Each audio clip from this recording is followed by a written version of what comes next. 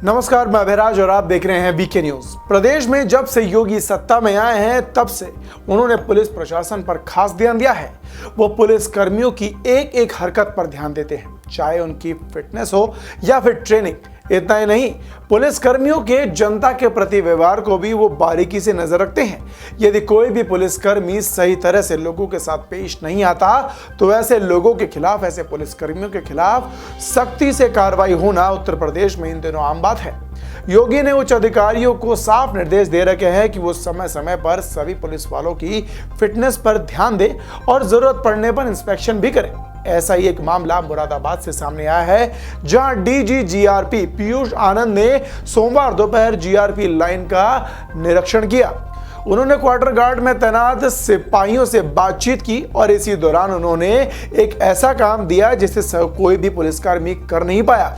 और उसके बाद क्या हुआ, आइए आपको बताते हैं। दरअसल जीआरपी लाइन का निरीक्षण करते वक्त उन्होंने क्वार्टर गार्ड में तैनात सिपाहियों से बातचीत की और इसी दौरान उन्होंने एक सिपाही से हथियार खोलने को कहा और उसके बाद उन्होंने सिपाही से कहा कि इस हथियार को खोल के दिखाए, लेकिन सिपाही हथियार नहीं खोल सका।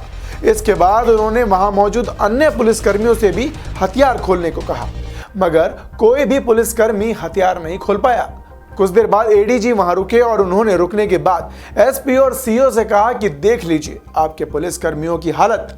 इतना कहने के बाद वो आगे के लिए रवाना हो गए। आपको बता दें कि एडीजी जीआरपी पीयूष आनंद सोमवार दोपहर करीब 12:30 बजे लाइन पर स्थित जीआरपी लाइन पहुंचे थे, जहां उन्होंने सबसे पहले सम्मेलन सभागार और साथ ही आदेश कक्ष का उद्घाटन किया और उसके बाद सभी पुलिसकर्मियों का निरीक्षण किया। इतना ही नहीं, उन्होंने एक एक करके बैरक को काफी अच्छी तरह से चेक किया, जहां कई तरह की कमियां देखने को मिली। बैरक में खिड़कियों के शीशे टूटे हुए थे, जिन्हें छुपाने के लिए अखबारों से ढक रखा था। इसके अलावा वहां के टॉयलेट भी गंदे थे। साथ ही उस वक्त जीआरपी लाइन के मैदान में बारिश का पानी भरा हुआ था, जिसे सही कराने के लिए एडीजी ने तुरंत आदेश दे दिए। आज जो है मैं यहाँ मुरादाबाद में आया हूँ एसपी जीआरपी मुरादाबाद के साथ उनके जो भी एसएचओ हैं, जितने भी थानाध्यक्ष हैं, उनके जो सर्कल ऑफिसर्स हैं, उनके साथ मीटिंग करने के लिए। उसी क्रम में आज मैं पुलिस लाइन जीआरपी आया हूँ बेसिकली ये देखने के लिए कि हम लोगों के जो जवान किस तरह से काम करते हैं, उनके लिए क्या चीज़ ऐसी है जिसमें हम लोग सुधार कर सकते हैं। सर 15 सुरक्षा को लेकर क्या 15 अगस्त की सुरक्षा को लेकर आप लोगों ने देखा होगा कि कई जगह चेकिंग कराई गई है और ये एक निरंतर प्रक्रिया है, क्योंकि पुलिस को तो हमेशा ही सतर्क होना पड़ेगा। हम अपनी सतर्कता किसी भी तरीके से कम नहीं कर सकते हैं। अभी कुछ लोग पकड़े गए हैं, पिछले दिनों आप लोगों की जानकारी में आया है, यूपी के एटीएस ने बड़ा अच्छा काम किया है।